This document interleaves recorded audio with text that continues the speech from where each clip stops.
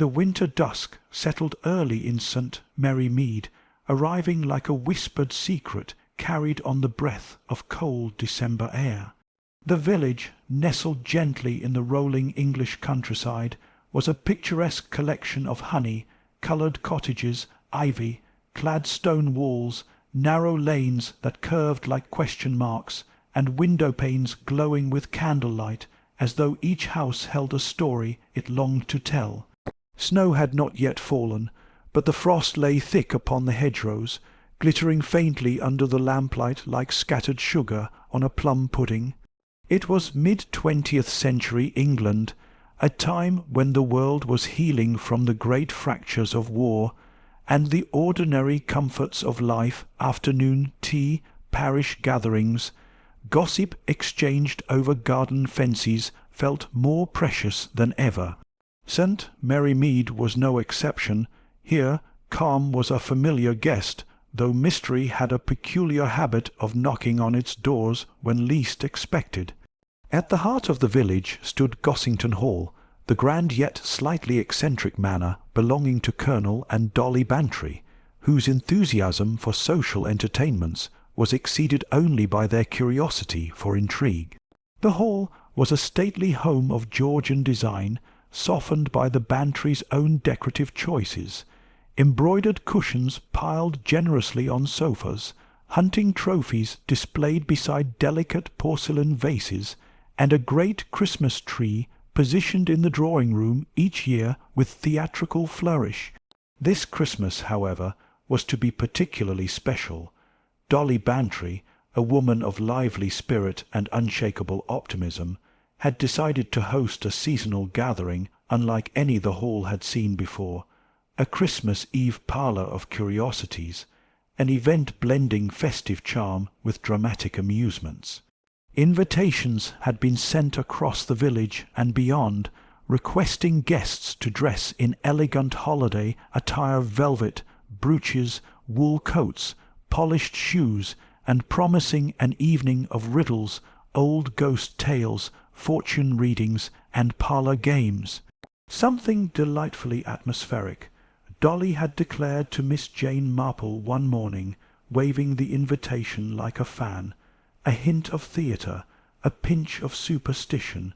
Christmas is all warmth and sparkle, but it may stand a little mystery, don't you think? Miss Marple, seated politely in the Bantry's garden-room with a cup of Earl Grey, had offered a small knowing smile. Mystery seems to find its own way without invitation, dear Dolly. Still, one might enjoy a safe illusion of it for the holidays. And so preparations began. The Christmas parlour, the event, was to be held in the East Parlour, a charming yet underused wing of Gossington Hall. Unlike the formal drawing-room, the East Parlour possessed a character of its own one that leaned slightly toward the uncanny. It was furnished in dark oak panels that absorbed rather than reflected light. The tall windows were draped in heavy burgundy velvet curtains embroidered with golden vines, the fabric slightly faded but dignified, like an aging actress still regal upon the stage. A stone fireplace dominated one wall, its mantel crowded with silver candelabras, evergreen garlands, and a curious brass clock shaped like an owl Dolly's idea of whimsy. Yet the parlour had a history too. Long before the Bantrys resided there, Gossington Hall had belonged to the Harrowby family, and the East Parlour was rumoured to have been the favourite sitting-room of Lady Evangeline Harrowby, who died there on a Christmas Eve nearly 40 years earlier. The cause of her death had been vague, some claimed illness, others heartbreak, and a few dramatic souls whispered of a broken engagement and a locked room. The official record, tucked somewhere in old county archives, stated natural causes, but village gossip preferred poetry to paperwork. Since then stories flourished like holly, candles flickering without draught, a faint rustling when the room stood empty, the owl clock chiming at odd hours, the softest hint of perfume rosewater and lavender Colonel Bantry dismissed it all with military brevity. Old houses make noises, the imagination does the rest. Dolly, of course, adored every rumour. By Christmas Eve the east parlour had been transformed into a setting worthy of whispered thrills. Candles lined every surface, casting long golden reflections that trembled faintly in the polished wood. A round table draped in midnight, blue cloth sat near the centre, prepared for the fortune-reader, Madame Rowan. A guest Dolly had found through an acquaintance, a woman who claimed no magic, only intuition and psychology, which Dolly felt made the whole thing more credible and mysterious at once. A sideboard displayed warm mince pies, brandy punch, a silver teapot large enough to water a rose garden, and plates of butter biscuits dusted with icing sugar. Pine wreaths hung upon the walls, tied with ribbons. The scent of cloves, orange peel, polished wood, and brewed tea curled together in the air like a gentle enchantment. Outside the temperature sharpened, inside expectation warmed. Miss Marple lived in a modest cottage near the village, green, a woman small in frame, but vast in perception. White-haired, soft-spoken, eternally knitting, and frequently underestimated by those who believed detective work belonged exclusively to police inspectors and young men in sharp coats. Yet her mind, like St. Mary Mead itself, noticed everything: patterns in people, inconsistencies in behaviour, motives hidden beneath polite conversation. She had not intended to investigate anything this Christmas. She merely intended to attend. But mystery, as she said, seldom required invitation. The first guests arrived at Gossington Hall shortly after 6 in the evening, greeted by the Bantry staff, the capable housemaid Mary Ellis, the silver-haired butler Mr. Craddock, and the cook Mrs. Fletcher, who watched all social affairs from the kitchen doorway like a theatre critic observing a stage. Among the invited guests were 1. Dr. Lionel Graves, a reserved, meticulous man in his late 50s, the local physician. His speech was clipped, his shoes always polished, his coats impeccably pressed. A man who believed firmly in science, order, and schedules, yet Dolly insisted he had once written poetry in his youth, which he strongly denied. Dr. Graves attended mostly because the Colonel insisted the doctor required more fresh air and fewer medical journals. He arrived carrying a leather medical bag out of habit, though there was nothing medical about the evening. 2. Helena Carrington, a poised woman in her early 40s, draped in emerald, green velvet with a string of pearls resting at her throat like an assertion. She lived at the Hall's neighbouring estate, the Cedars, inherited through her late husband. Helena was admired, envied, and speculated about in equal measure. She possessed beauty, wealth, composure, and an air of distance, the kind that invited interpretation. Some claimed she knew more than she said. Others said she simply preferred privacy. She arrived alone, as always, though not without conversation trailing behind her. 3. Raymond Ray, Fletcher Helena's late husband's nephew, mid-30s, charismatic, clever, and impecunious. He wore a tailored grey coat that had seen better seasons, but he wore it well, confidence acting as his most expensive accessory. He had been staying at the Cedars for several months under Helena's hospitality, and while some found the arrangement kind, others found it curious. Ray himself joked about it, deflecting inquiry with humour. "Aunt Helena tolerates me because I don't break the china," he said with a grin to anyone who asked. 4. Prudence Bell, the Bantry's god, daughter, late 20s, bright-eyed, inquisitive, and prone to romantic idealism. She wrote letters longer than most novels, and had an enduring fondness for old houses, cosy fires, and Gothic poetry.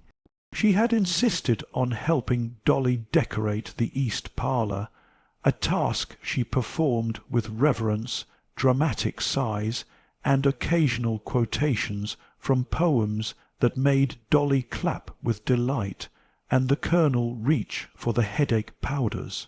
5.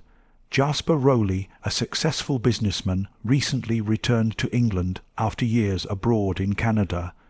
Early 40s, well-spoken, good-natured, but observant too. He wore a deep navy coat, carried a warm laugh, and possessed an easy charm that made villagers forget he was also a man accustomed to reading situations quickly, a talent useful in commerce, and perhaps elsewhere. He was an old friend of Ray Fletcher, though not from the same station in life. 6. Madame Vivienne Rowan, the evening's fortune reader, mid-50s, mysterious only by design, a woman who used voice and presence like velvet drapes. She spoke softly but with intention. She wore a shawl patterned with silver moons, carried a gentle French accent, and possessed eyes that made one feel briefly transparent when she looked at them. She arrived precisely at 6:15 p.m., which Miss Marple quietly noted intuition might be mystical, but punctuality was entirely human. Other guests drifted in later minor acquaintances, a few couples from nearby villages, and a chatty novelist who collected ghost stories like some collected stamps, but the principal players were already present. The first whispers by 7 o'clock. The punch was steaming, the candles glowing, and Dolly preparing to ring a small silver bell to commence the amusements. The room hummed with polite conversation, compliments on decorations, speculation on Madame Rowan's predictions, memories of past Christmases, and the sort of genteel gossip that St. Mary Mead considered both sport and currency. Then came the first peculiar moment. The owl clock gave a soft, unprompted chime, a single note, delicate but distinct. The room quieted. Colonel Bantry frowned. That clock shouldn't strike until 9. Dolly beamed. Atmospheric, isn't it? Miss Marple, knitting calmly near the fire, lifted her eyes with mild interest. Brass mechanisms sometimes slip when temperatures drop. Cold evenings often encourage old clocks to behave creatively. Helena Carrington offered a thin smile. Even clocks may enjoy Christmas theatre. Ray Fletcher laughed. If it starts predicting murders, I'll leave immediately. Jasper glanced toward him, amused. Only if it predicts your murder, Ray. Especially then, Ray quipped. Miss Marple's needles paused briefly, only for a second, before resuming, because Ray Fletcher had said it jokingly, and Helena Carrington had looked at the fire instead of at him when he said it. The inciting incident at 7:30 p.m. Dolly finally rang the silver bell, inviting everyone toward the centre table for the first amusement, a fortune reading by Madame Rowan. The guests formed a small circle around the table, like an audience gathering for a private performance. Madame Rowan sat, unfolded a small deck of antique cards, and placed her palms gently on the surface. One at a time, she said softly, "The cards reflect possibilities, not certainties. Fate is suggestion, not sentence." The readings began lightly enough. Travel, new friendships, an inheritance delayed, a romance rekindled, all delivered with a tone that balanced curiosity with comfort. The guests reacted with smiles, thoughtful hums, and the occasional raised brow. Then came Ray Fletcher's turn. Madame Rowan turned 3 cards, studied them, and for the first time that evening hesitated. A hearth, an ending, and something concealed. She murmured, "A secret that sits too close to the fire." Ray grinned, unfazed. "That sounds like an unpaid bill, madam." The guests chuckled, but the 4th card was turned, and Madame Rowan's expression changed. A parlour, winter, and a warning unspoken. Ray's smile thinned only slightly. "Should I worry?" Miss Marple observed him kindly. "Warnings are often invitations to be careful, Mr. Fletcher, not frightened." Madame Rowan gathered the cards. "The reading is complete." Ray stepped back, humour returning quickly. "If I go missing before pudding, do check the fireplace." Laughter rippled again, except this time Helena Carrington's hand tightened around her teacup, and Dr. Lionel Graves watched Ray a moment too long, and Jasper Rowley's gaze moved subtly between them all, and Miss Marple, with the gentlest expression, made a mental note that sometimes jokes foreshadowed truths no one intended to speak aloud, because the warmth of Christmas concealed many things. But murder, when it arrived, often wore the same quiet manners as ordinary life, and in St. Mary Mead every observation eventually became a clue. The amusements of Christmas Eve continued at Gossington Hall, drifting like snowflakes, charming, delicate, transient. Yet something imperceptible had shifted in the atmosphere of the east parlour, much like a fire that has burned merrily for hours before one realizes the embers have begun to darken.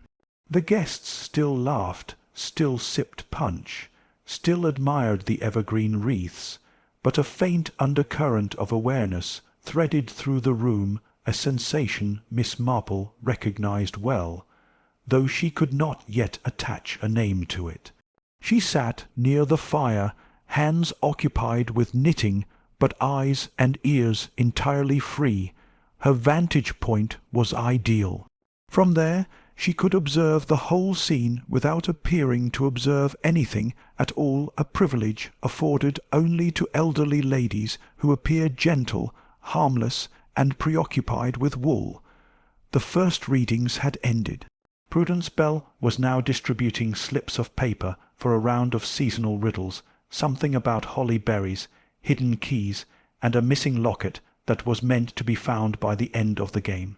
The exercise was harmless and theatrical, though Miss Marple privately mused that people who enjoyed hiding objects sometimes enjoyed hiding truths too. Still, she had not yet risen to investigate anything. There had been no crime, no death, no mystery requiring resolution, only the playful suggestion of one, that changed at 8:05 p.m. A scream, small but piercing, cut through the warmth of conversation. The room stilled at once. Punch steam curled upward forgotten in teacups. Knitting needles paused mid-air. Even the owl clock seemed to hold its breath. Mary Ellis, the housemaid, had dropped a silver tray near the doorway. Her face was pale as a sheet of foolscap paper. "Beg pardon, ma'am, sir, everyone I thought I saw." Colonel Bantry exhaled impatiently. "Saw what, girl?" "A shadow, sir, by the far corridor, tall, moving. I thought it was someone not invited." Dolly Bantry hurried to her side, concern knitting her brows. "Nonsense, Mary, everyone's here. There's no intruder." But Miss Marple had already noticed two things. The scream had been real, not playful. Helena Carrington had turned her head toward the corridor before the tray fell. Not after, before, which meant she had sensed something too, or expected something. Miss Marple folded her knitting carefully, placed it on a nearby chair, and rose with serene deliberation. "Perhaps the draught from the corridor unsettled you, Mary," she said kindly. "The east wing does run colder than the rest of the house." Mary nodded quickly, grateful for a reasonable explanation. Yet Miss Marple continued toward the doorway all the same, curiosity bright but expression tranquil. "Still," she added, "a moment's inspection never hurts. One wouldn't want mince pies wandering off unattended." Ray Fletcher laughed again, stepping forward. "I'll join you, Miss Marple. If we're hunting shadows, two's safer than one." Jasper Rowley moved as well. "And three safer still. Helena did not move. She only said quietly, "Do try not to upset the decorations. Prudence worked terribly hard." Another curious reaction, "Doctor." Lionel Graves, however, had followed the small procession, medical bag still in hand, though he had not yet opened it all evening. The corridor, the east corridor of Gossington Hall, was long, narrow, and panelled in dark wood that drank candlelight greedily. The air was several degrees colder than the parlour, sharp enough to remind visitors that old houses were not built for central heating, but for secrets and echoes. The windows here were tall, latticed, and fogged by frost, turning the night beyond into blurred watercolour shapes. Miss Marple walked slowly, shoes making the faintest taps upon the oak floor. Ray Fletcher, by contrast, strode with easy confidence, but he was scanning the shadows now, not laughing at them. Jasper followed, posture alert, eyes darting with commercial calculation. Miss Marple paused at a particular alcove, a decorative recess in the wall where a suit of ceremonial armour stood. The metal plating gleamed faintly. A halberd was mounted beside it. A charming display, she said conversationally. Jasper nodded. "Decorative only, I imagine." "Oh, yes," said Miss Marple. "No one has swung a halberd in St. Mary Mead since the village cricket match of 1928, when young Mr. Hawthorne used one to retrieve a ball stuck in the pavilion rafters. Nearly took the roof off, of course." Ray grinned. "And was it murder, Miss Marple? Only of the pavilion roof's dignity." She replied, yet her eyes flicked gently upward. The halberd was mounted too neatly, too symmetrically, too ceremoniously, almost staged for attention. She continued walking. The corridor ended in a T-junction. To the left a closed door, to the right another wing that led toward a cell-demused parlour where Dolly stored old furniture. Ray reached the door first. "Locked," he said, twisting the handle. Dr. Graves arrived beside him. Many doors in old wings are kept locked in winter. Heat preservation, security, habit. But Miss Marple, observing the lock, thought privately, locked doors preserve more than heat. Back to the east parlour they returned. The guests had resumed riddles and punch, though conversation was more cautious, now a faint tension tugging at voices like invisible strings. Dolly Bantry was fussing over Mary Ellis, who was polishing the tray again, though her hands still trembled faintly. Madame Rowan had moved toward the fireplace now, warming her palms near the flame. Miss Marple resumed her seat, retrieved her knitting, and continued a picture of peaceful domesticity once more. Yet now she began her investigation. Because the scream had opened a door, the riddles could not close. Interview 1. Prudence Bell. She began with Prudence, the young woman, already half dramatic by nature, now half defensive by mood. "My dear Prudence," Miss Marple said warmly, "your riddles are splendid. They remind me of a summer fate puzzle from 1952, when Mrs. Gilbert hid the church keys in a teapot, a mislead that distracted the whole village from the real matter, which was that the curate had misplaced his sermon notes." Prudence blinked, intrigued. Was it intentional misdirection? "Oh, yes," Miss Marple said, lowering her voice conspiratorially, "because Mrs. Gilbert found puzzles more enjoyable when stakes felt real." Prudence's cheeks flushed. "This puzzle tonight is harmless, Miss Marple, I promise. Harmless puzzles sometimes attract harmful minds." Miss Marple replied gently. Prudence exhaled, softened by concern. "You think something is wrong.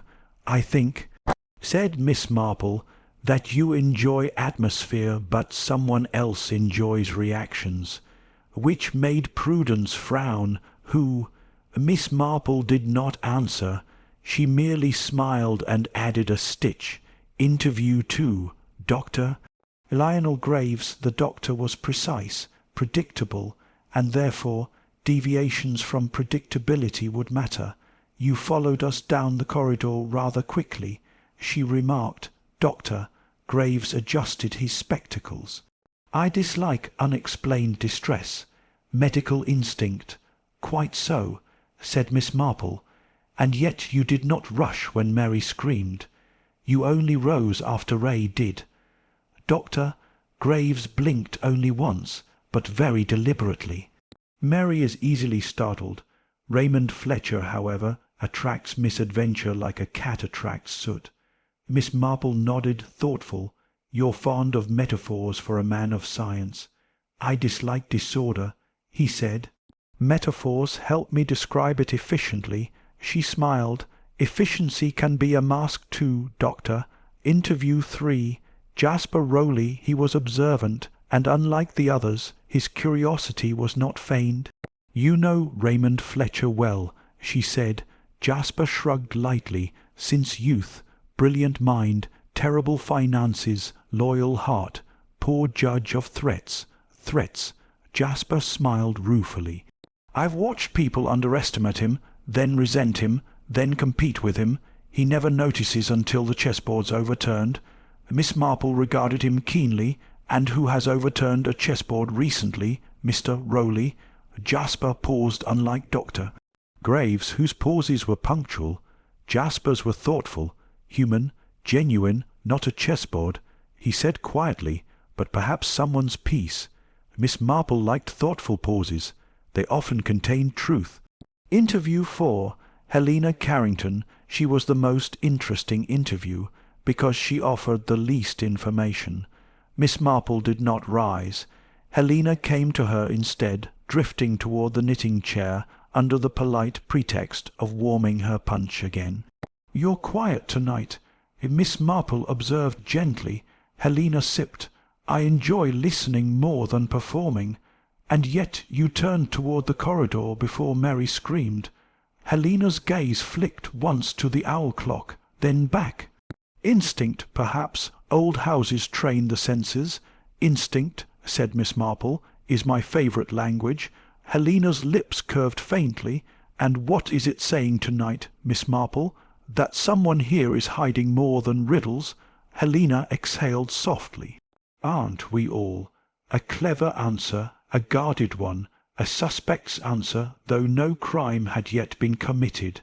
Miss Marple smiled again. "Yes, my dear, but most people hide feelings, only a few hide design."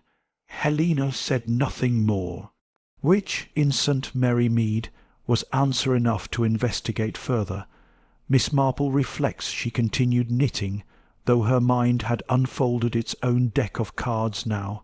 Ray Fletcher attracts reactions. Helena expects shadows. Doctor Graves rises on schedule. Jasper calculates people like markets. Prudence enjoys staging effects. No crime had yet occurred, but the stage was set for one, because old parlours, ghost stories, locked corridors, and unspoken warnings often preceded a mystery that was not illusion at all. And Miss Jane Marple, gentle knitter of St. Mary Mead, had begun quietly asking the questions no one else yet realized needed answering. By 8:45 p.m. the East Parlour had regained its convivial rhythm. The riddle slips were now folded into paper swans by Prudence Bell and left to float decoratively on the punch table. Brandy punch had warmed cheeks and loosened tongues, though not, Miss Marple noted, loosened truths. Some people drank to forget their secrets, others drank to guard them more tightly. The Bantry's Christmas Eve parlour of curiosities had moved on to storytelling ghost stories, to be precise. A small semicircle of armchairs had been arranged near the fire, forming a cosy tribunal of the supernatural. Colonel Bantry had refused to sit, preferring to stand with his back to the mantel, like a commander overseeing troops. Dolly, enraptured, perched at the centre, shawl wrapped snugly around her shoulders, eyes shining as if she fully expected the furniture itself to begin whispering. Madame Rowan her earlier composure slightly thawed by punch and warmth, told a tale of an ancestral house in Sussex where a candle once relit itself after being snuffed 3 times, precisely before a hidden will was discovered behind a chimney brick. Her voice was low, steady, and deliberate. The listeners shivered appreciatively, though the shiver was mostly theatrical. When she finished, Prudence sighed. Houses remember, don't they? The walls soak up more than cold. They soak up moments. Walls soak up voices too. Ray Fletcher said lightly, settling into an armchair at last, and half the voices in old houses are better left unheard. Jasper Rowley chuckled. You speak as though you've heard one you regret. Ray grinned, raising his cup. Only the voice of my bank manager, a terrifying apparition in its own right. The room laughed all except Helena Carrington, who did smile but faintly, the expression thin and unreadable. She sat by the window now, one gloved hand resting on the sill. She had removed her gloves earlier, but put them back on another deviation from warmth, another retreat into armour. Miss Marple observed the gesture with quiet intensity. A woman who reclothed herself against warmth was bracing for a chill not caused by weather. The second peculiar moment at 8:52 p.m. the owl clock chimed again twice, softly, like a knock rather than a declaration. Colonel Bantry scowled. It's become impertinent tonight. It's become talkative. Miss Marple said conversationally, not looking up, and talkative things deserve attention. Dolly whispered excitedly, You think it's the ghost? I think, Miss Marple replied, that ghosts are blamed for the behaviour of the living far too often. Helena's jaw tightened just perceptibly. Jasper caught the micro-reaction too. You don't believe in the ghost, Mrs. Carrington? I don't believe in distractions, she said quietly, not intentional ones. Miss Marple's needles clicked steadily. Because Helena had not denied believing in ghosts. She had only denied believing in distractions, implying she recognized one when it occurred. The story that raised the stakes, the next story, was volunteered by a visiting novelist, Mr. Denzil Clark, a man who spoke dramatically and wore scarves even indoors. In 1944, he began. A manor in Derbyshire held a Christmas Eve gathering much like this one, a locked parlour, punch, games, candlelight, and before the final chime of the night, the host was found dead an accidental fall, they said. But accidents sometimes wear gloves, carry motive, and turn their faces toward corridors before screams. The room quieted again, because this time the metaphor was too close, too precise, too dangerously adjacent to possibility. Ray Fletcher sat straighter. You're enjoying yourself, Clark, but if you start predicting deaths tonight, you'll spoil the pudding. Oh, I'm predicting nothing, Clark said. I'm merely observing patterns. Jasper Rowley smiled slightly. Then you and Miss Marple would get on famously. Clark looked toward her. Do you see patterns tonight, Miss Marple? Oh, yes, she said warmly. They're sitting in armchairs, drinking punch, and pretending not to look like clues. Even the Colonel laughed at that, but Miss Marple was not joking. The red herrings begin to multiply. The first twist of the evening was small, almost invisible, but Miss Marple plucked it from the air like a loose thread. Mary Ellis, the housemaid, had refilled Ray Fletcher's cup twice now, but not Helena's at all. Miss Marple rose under the pretext of admiring a china figurine and intercepted Mary by the sideboard. Are you fond of Mr. Fletcher, Mary? Mary flushed. Oh, no, ma'am, I mean he's pleasant, isn't he? Always kind. And yet you avoid refilling Mrs. Carrington's cup. Mary hesitated. She doesn't like staff hovering, ma'am. She doesn't like staff hovering. Miss Marple repeated softly. or attention hovering. Mary blinked, unsure how to answer, which meant the avoidance was Helena's design, not Mary's preference. The second red herring arrived through conversation rather than behaviour. Jasper and Ray were now standing near the fireplace discussing investments, Canadian lumber, English rail, the sort of subjects that sounded ordinary until one realized money was the most believable motive in every murder mystery, cosy or not. "You're comfortable staying at the Cedars with Helena," Jasper said casually. Ray waved a hand. "Comfortable. She endures me. That's different. You don't think she resents the inheritance going to her and not the family line?"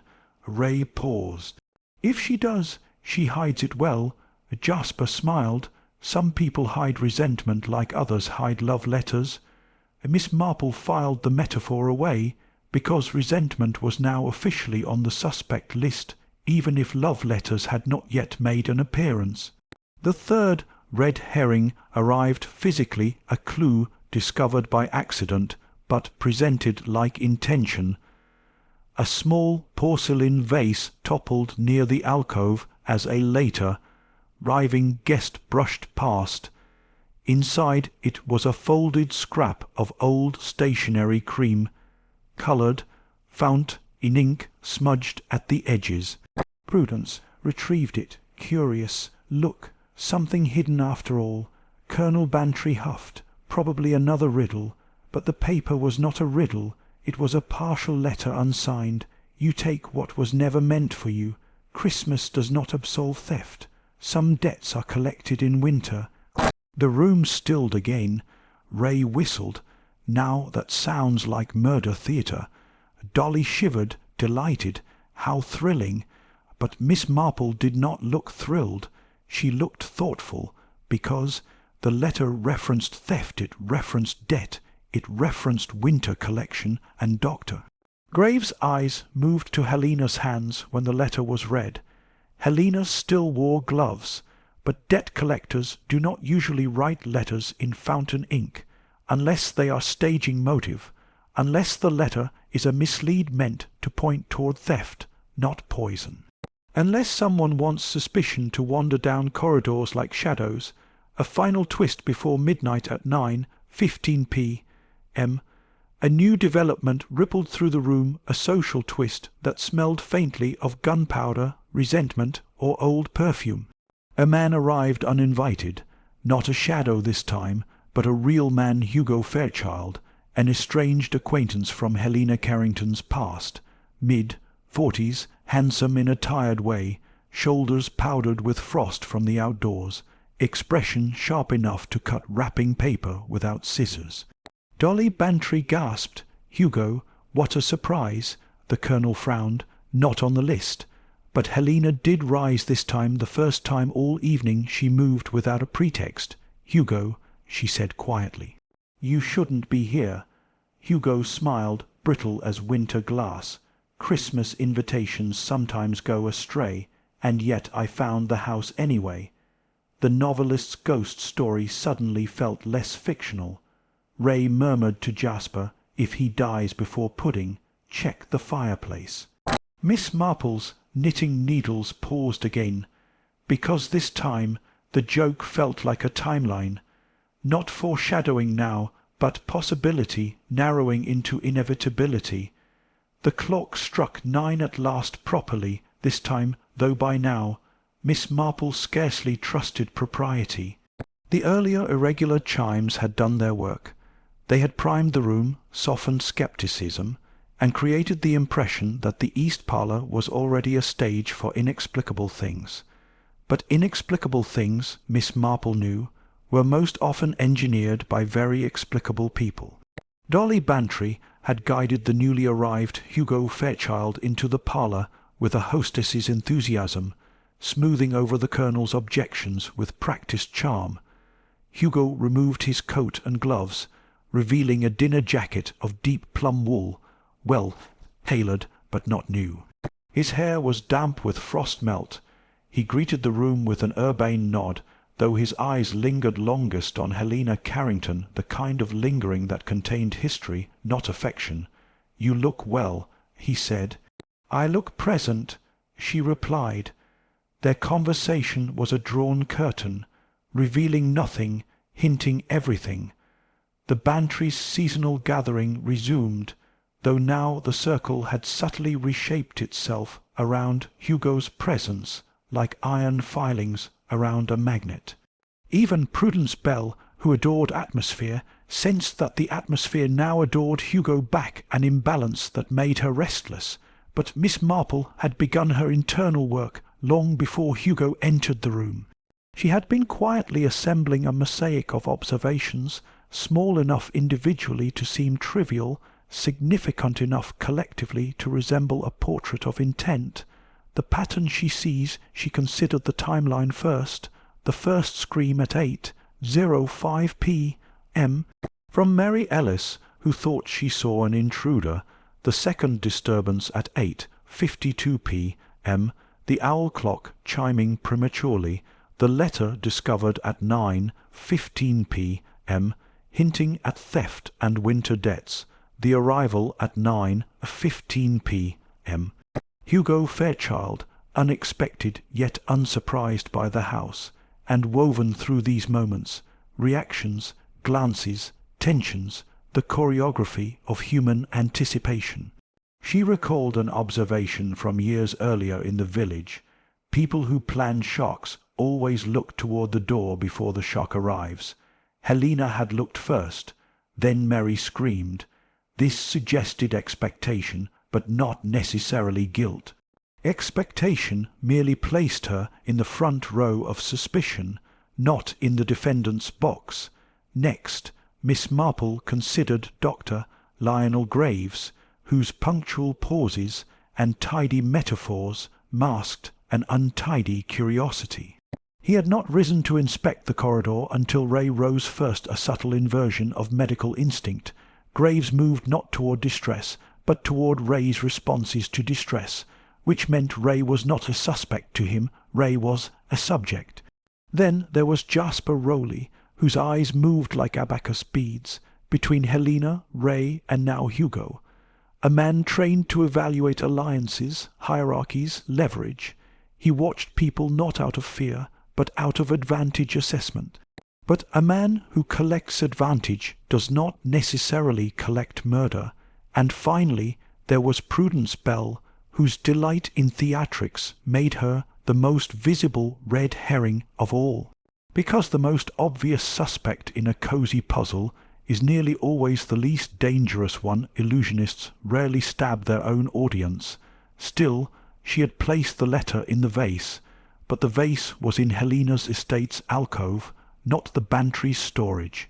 Which meant the misdirection was not local to Gossington Hall, it was imported from the Cedars.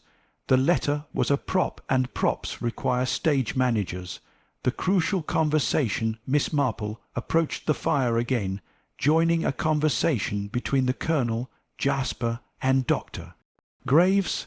She spoke lightly, the wool in her hands bobbing like punctuation. "Colonel, do you recall the winter of 1947? Terribly cold. Mrs. Harmon's roses died not from frost, but from being watered at the wrong hour. The gardener meant well. Timing, however, murdered the roses more efficiently than cold ever could." Jasper smiled. "You speak of timing again, Miss Marple. Always timing," she said, "because intent reveals itself most clearly not in the act, but in the moment chosen for the act." Dr. Graves blinked a very precise blink. "Speaking of intent," Miss Marple continued, "the letter found earlier rather emotional for a debt collector, don't you think?" Dr. Graves adjusted his spectacles. "Emotional letters often mean emotional motives." "Oh yes," said Miss Marple, "but emotional motives often lead to emotional murders. This one, should it occur, will be orderly, tidy, clever, and meant to resemble something else entirely." Jasper's expression sharpened. "You think it meant to resemble theft?" "I think," Miss Marple said, lowering her voice only slightly, that it was meant to resemble resentment for theft, which conveniently paints inheritance beneficiaries in unflattering light. The Colonel frowned. And who benefits from beneficiaries looking bad? Miss Marple smiled sweetly. Precisely the right question, Colonel. Jasper murmured, someone who is neither beneficiary nor debtor, but adjacent to both. Miss Marple nodded. The fireplace, again the group drifted toward the hearth, ostensibly to warm themselves, but really to warm the conversation further. The fire crackled merrily, throwing sparks upward like tiny questions in orange light. Ray Fletcher rejoined them, hands in pockets now, posture casual again though eyes alert. "What are we solving now?" he asked. "Oh, nothing official," said Miss Marple. "Just wondering who might wish to collect debts in winter while not being owed anything at all." Ray laughed. "That sounds like revenge without accounting. Revenge," Miss Marple repeated thoughtfully, "does not always require accounting, but accounting sometimes requires revenge. Jasper caught it. Dr. Graves caught it. Even the Colonel caught it. Ray, however, caught something else, a reflection in the brass fireplace screen. He leaned closer. There's something wedged behind the grate. The Colonel knelt immediately, military instinct, rushing to replace medical instinct at last. He shifted the screen aside, and with a small metallic scrape retrieved a tiny object, a brooch, silver, shaped like a snowflake, with a central stone of pale aquamarine. Dolly recognized it instantly as she hurried over. "Good heavens, that's Helena's brooch, the one from her wedding collection." Helena approached, startled for the first time into genuine reaction. "I misplaced it weeks ago." Ray raised a brow. "Behind a grate. Staff sometimes tidy too vigorously," she said. But Miss Marple was already holding the brooch. Cold metal, warm motive, interesting placement, because a brooch is not hidden behind a grate by tidying. It is hidden there by symbolism. A snowflake brooch, placed at a hearth, found during ghost stories about winter collections. Not a clue, a signature. Her deduction. Miss Marple returned to her seat, the brooch resting in her gloved palm now like a quiet accusation of timing. She reviewed her mental list again, crossing out motives like knitting errors corrected.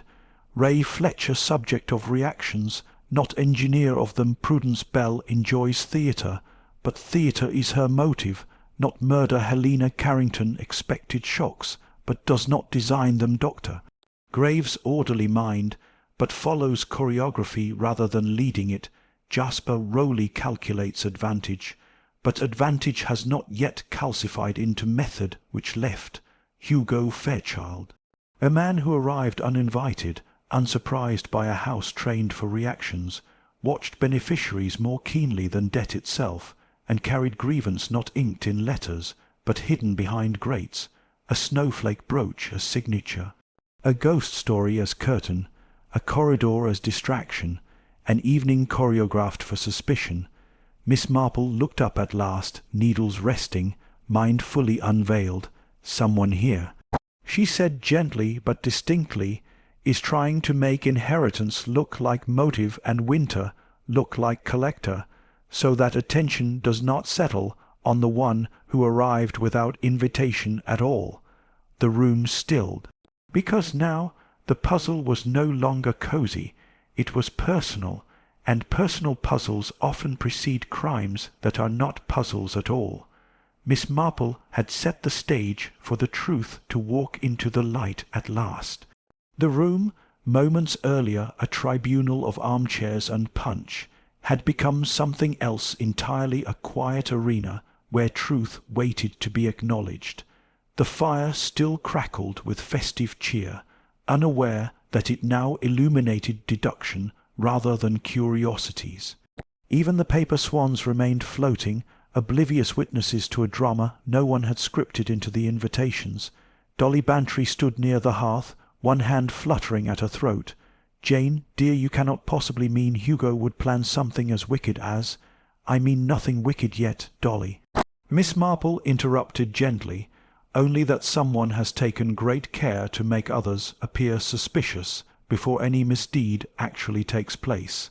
It is the habit of a mind that intends mischief, but hopes to avoid detection by directing attention prematurely. Colonel Bantry cleared his throat. "If this is misdirection, Marple, then we must ask, misdirection from what?" Miss Marple placed her knitting aside once more and stood fully, spine straight, voice soft but unshakably clear. "From motive that belongs to another, from blame that should not settle where it is expected, and, quite importantly, from the one person whose presence tonight altered the geometry of the room." All eyes shifted to Hugo Fairchild. He had taken a seat near the doorway, a choice that might have appeared casual, if not for the fact that doorways are ideal for both entrances and exits when plans go awry. His expression was calm, even mildly amused, though a flicker of calculation moved behind his eyes when the brooch was mentioned again. "My dear Miss Marple," Hugo said lightly, "you speak of geometry as though we are shapes upon a board. I assure you I came for punch and old friends, not for riddles or family politics." Miss Marple smiled.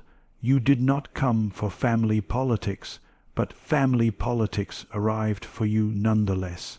Helena Carrington stiffened. "Jane, no," said Miss Marple kindly. "Helena is not the architect of tonight's shadows. She merely anticipated their arrival, which makes her cautious, not culpable." "Doctor?" Graves murmured, "You believe anticipation itself can be a clue?" "Oh, indeed, Doctor," Miss Marple replied. "Because anticipation tells us someone had knowledge before an event, but knowledge does not always equal intent. Intent equals choreography, and choreography leaves fingerprints of timing, placement, and emotional direction."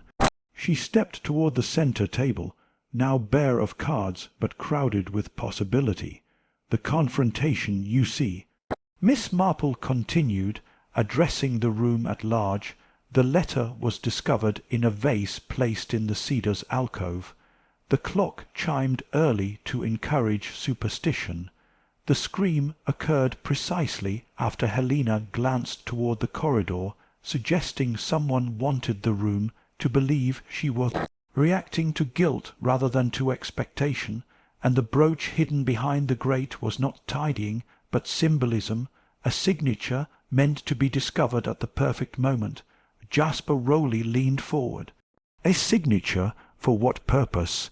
To imply motive without stating it, she answered, "To signal a grievance connected to marriage and inheritance, but never to write the name of the grievance holder, and to do all of this in a room heavy enough with legends that suspicion might attach itself to the house instead of to a person." Dolly frowned. "And that person is Hugo?" Miss Marple nodded once gently but decisively. "Because Hugo Fairchild arrived uninvited, yet unsurprised by the legends that were meant to distract, because his eyes moved to beneficiaries when inheritance was discussed, though he himself inherits nothing, because grievances are his currency, though debts are not, and because he sat nearest the exit, not the hearth, once the reading grew too personally resonant." Hugo exhaled, smile tightening. "You have quite the imagination, Miss Marple. My imagination merely recognizes other imaginations that have gone a step too far," she replied. Colonel Bantry rose to his feet. "Then let us ask him plainly. Hugo, did you place that brooch behind the grate?" Hugo paused, a thoughtful pause, not punctual like the doctor's, not commercial like Jasper's, but personal, edged with memory. "Yes," he said at last, "I did." The room gasped collectively a village inhalation of shock. "But," he added, raising a hand, "not for murder." Miss Marple nodded. "Precisely as I thought. Not for murder yet, but for framing the idea of motive long before method ever arrived. The question, Mr. Fairchild, is not whether you placed it, but why you wished it to be found tonight of all nights. Hugo's voice softened, but only just, because it belonged to someone who took more than she was meant to. Not theft legacy, not debt consequence. Helena whispered, "Oh, Hugo." Miss Marple turned to her kindly. "You see, he speaks not of invoices but of hearts, and hearts, when wounded, plan narratives before crimes." "The true story behind the staging," Jasper murmured. "So all this, for resentment, for resentment." Miss Marple agreed, but resentment designed to appear like a possible motive for others, not for Hugo himself. The perfect red herring is not loud, it is polite, plausible, and aimed at the wrong person. Dr. Graves looked uneasy. "Then who is the intended target of suspicion?" "Ray Fletcher." Miss Marple said gently, "Because he is impecunious and charming, a young man easy to envy and easy to blame, because he stays at the Cedars under Helena's hospitality, which gossip already finds curious, and because Hugo wished tonight's story to whisper that Ray might resent Helena's inheritance, even though Hugo himself resents something far older and far more personal." Ray stepped forward, hands still in pockets, expression sobered now into sharp intelligence. "He wanted me to look guilty before anything happened." "Precisely," said Miss Marple. Hugo smiled again, admiration flickering despite himself. "You are quite clever, Raymond. I learned from village gossip and older ladies with knitting." Ray replied. The room softened into tentative laughter again, though now it was laughter of relief, not theatre. Dolly whispered, "Jane, there was no murder after all." "Oh, not this time," said Miss Marple. "But when a mind rehearses motive publicly, it is because it wishes the true motive to remain invisible later.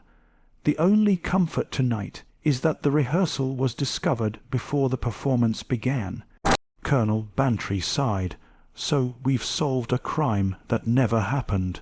We've solved the shape of one," she said, retrieving her knitting again, "which means it need never happen at all." Restoring calm, Madame Rowan, who had observed the deductions silently like a woman watching a stage she had never intended to join, finally spoke. "Well," she said, rising, "it seems intuition does rival cards after all." Only when intuition notices temperature, teacups, doorways, and human glances. Miss Marple said kindly, "Cards are suggestions, people are evidence." The guests drifted back toward the punch-table cups, refilled now without avoidance. Helena removed her gloves at last. Ray returned to humour, though gentler. Jasper resumed commercial posture, though curiosity remained warm in his eyes. Dr. Graves placed his unused medical bag on a side table, for the first time all evening disorder soothed by resolution. Dolly clapped her hands suddenly. "Then pudding may proceed." "Mrs. Fletcher," the cook appeared in the doorway again, arms folded, expression both triumphant and unsurprised. "Pudding always proceeds, ma'am. Only tonight it may proceed without alibis." The owl clock chimed again at 9, 40 properly, punctually, harmlessly. Miss Marple smiled at it with gentle affection. There now, even brass knows when to behave once truth is spoken aloud. Snow finally began to fall outside, drifting downward like calm restored. Christmas warmth returned fully, unshadowed now, unframed, unthreatened, because the greatest gift a detective can give a village is not solving murder, but ensuring it never takes place at all.